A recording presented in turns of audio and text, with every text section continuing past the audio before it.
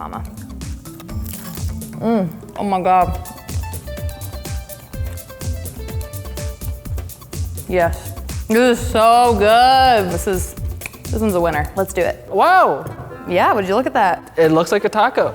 It is a taco. It tastes like meat that was marinated in like a fruit juice. What is this? What is this? Whoa, I don't know what this is though. I can't wait to find out. You know what it is. Well, yeah, I'd hope so. Olives? Olives? I'm guessing it's beets. Nope, sure isn't. Damn, it's not beets. I don't know what to say.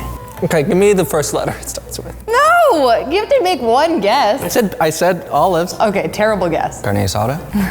No. No. Cranberries? I don't know anything in nature that looks like this. Give me the first letter. H.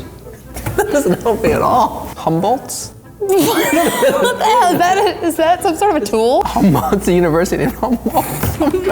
Yo, I have no idea. Hibiscus flower. I still don't even have no idea. What the hell? What is that? I would never have got that at all. That's crazy. Oh, it's a flower. Oh, that's great. Okay, great. It's a hibiscus flower. Delicious.